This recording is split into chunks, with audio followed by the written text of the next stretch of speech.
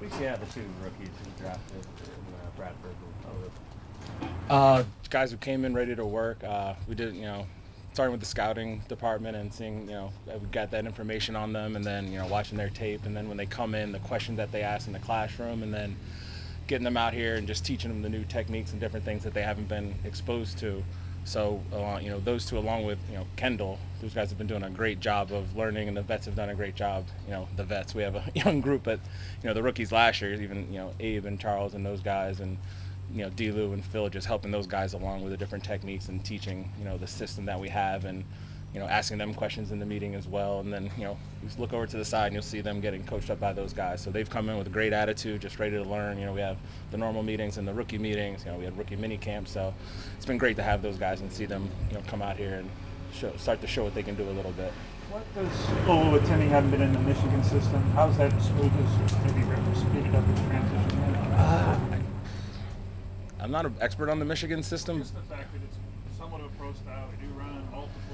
Yeah, like you see, I feel like there's more of a tight zone and gap trap from them just watching that tape. But back to his Virginia days when they were running more of a zone, so just seeing the command, and really when you watch, to me, a lot of the stuff that I like when I saw him was like from the Senior Bowl. You see these guys learning a new system in a short amount of time with a bunch of different players, like new coaches, and seeing what they do in that scenario, how they, and then just the one-on-one reps from that as well. So, you see a guy, you can see him take command and control, like in both those settings at Michigan and in the Senior Bowl, and see him drive the offense, and knowing that he's in command and can communicate and get everybody on the same page.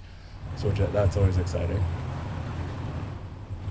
How have Olu and Bradford kind of adapted to the scheme that you guys run? Is it something they're fairly familiar with, or is there a much of a learning curve for them? I just think it's more just learning the terminology and learning like the techniques and things. Because guys have been taught for 4 or 5 years at different places, different things that they're supposed to do, and we might do things a little differently. So it's just getting them acclimated to that, and like I say, like Kendall as well, like just playing with length and just the anticipation, maybe letting a guy cross face and then take him where he wants to go. So just them being exposed to the new things, which it takes rookies a while because it's something that's new. So, but again, like I said, they've been great, asking great questions in the meeting, and it's fun to have, those rookies in the meetings when it's, the vets aren't necessarily around, and they can ask more questions, or you're explaining something, you can go off on a tangent about one play or just a practice rep or how guys are working downfield, and just a little bit of extra stuff that you can, show them and get them exposed to in that extra meeting time. And, when they're very excited and ask those good questions and, have different ideas, it's just great to coach those guys.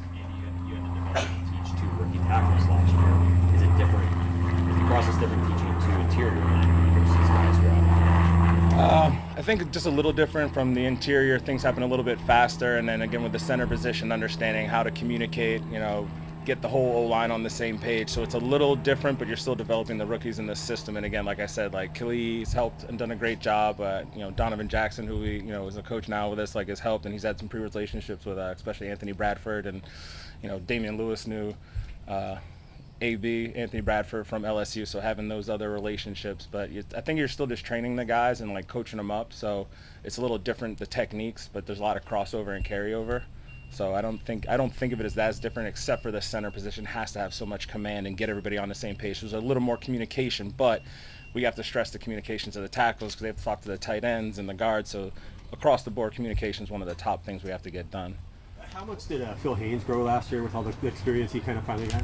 I think he did a great job, and it was cool the way it ended up. So, using Gabe and him, so they got the rotation, and then when we needed, Phil earlier in the year because of D-Lou, and then his just confidence and the way he's taken on his approach, and like watching the drills and his technique and the confidence that you get from playing and the success. And, those guys were able to stay fresh on the right side for a lot of it, and when we needed Phil to play left, he played left. So I thought he's done a great job, again, being one of the vets in the room, like taking some leadership role, and just you can feel the confidence and see how he's practicing, and it's great to watch him, D-Lou, like even Abe and Charles, and just the little things that they do. And I don't know if people may not know, but just you see the techniques. And again, you were teaching a new system first, techniques and some things last year for the first time, but just the second year and the third year, and it's a different thing. So it's been great to see all those guys get better.